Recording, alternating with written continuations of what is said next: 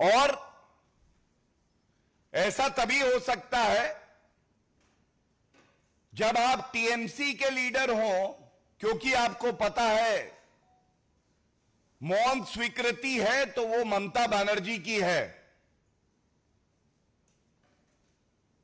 जनता बंगाल की त्रस्त है ममता बनर्जी से, और ये कहना गलत नहीं होगा। जंगल राज कैसा होता है? बिल्कुल ममता राज जैसा होता है। यह हर नागरिक के लिए पीड़ाजनक है, चिंताजनक है कि एक महिला मुख्यमंत्री जिनके पास गृह मंत्रालय भी है, वे अपनी पार्टी के गुंडों को खुली छूट देती हैं और जनता की सुरक्षा की उनको चिंता नहीं है। टीएमसी के गुंडे लीडर जो हैं उनकी सुरक्षा की चिंता है।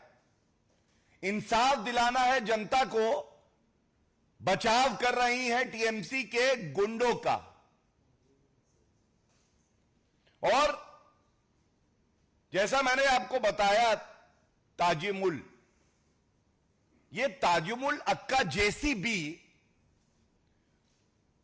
तो ये जेसीबी जो महिलाओं को प्रताड़ित करती है, कानून व्यवस्था को ध्वस्त करती है, ये जेसीबी पार्क कहां होती है? ये जेसीबी बुलडोजर संविधान को तार तार करने निकला है और ये पार्क होता है जाके ममता बनर्जी के घर पर, क्योंकि इनके ही विधायक हैं। टीएमसी के विधायक जिनका नाम है हमीदुल रहमान, जब इनके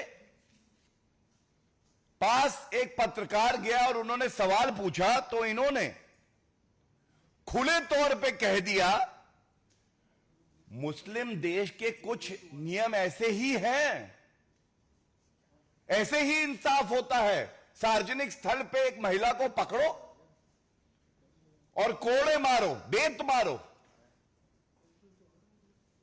आज सवाल यह पूछा जाना चाहिए,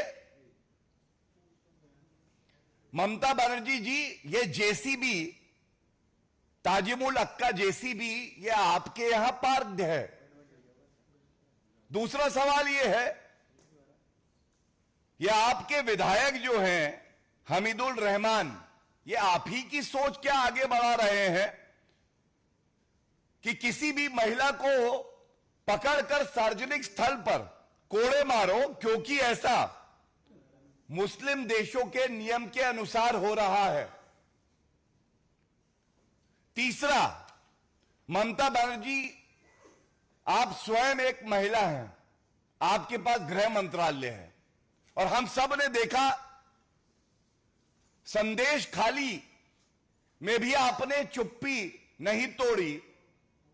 संदेश खाली ने शाहजहां दिया और नॉर्थ दिनाजपुर ने औरंगजेब ताजिमुल दिया। मैं पूछना चाहूंगा, आज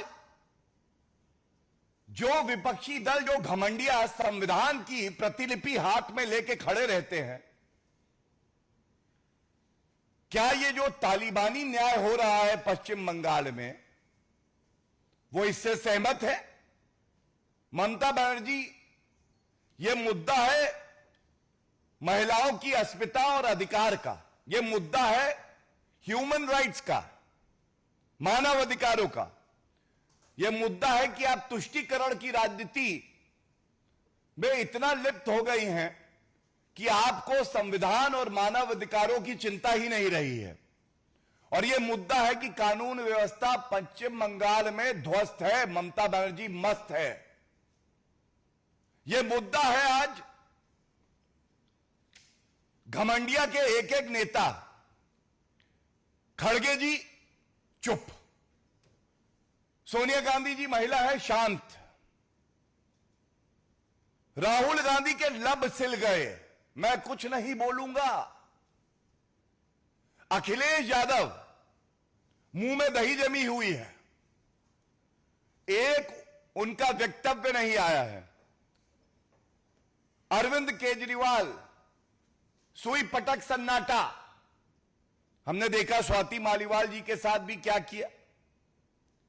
अब बताइए, जो घमंडिया संविधान पकड़ता है हाथ में, जो संविधान की मूल भावना है, उसको तार तार किया जा रहा है पश्चिम बंगाल में।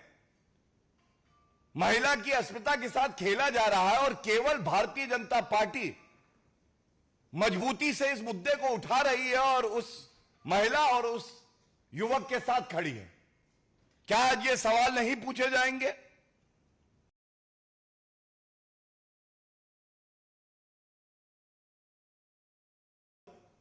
और चाहे वो हमीदुल रहमान हो, टीएमसी के एमएलए, वो ये नहीं कहते हैं कि ये निंदनीय है, वो इसको सही ठहराते हैं। वो इसको मुस्लिम देशों में जैसे न्याय होता है उससे तुलना करके कहते हैं कि पश्चिम बंगाल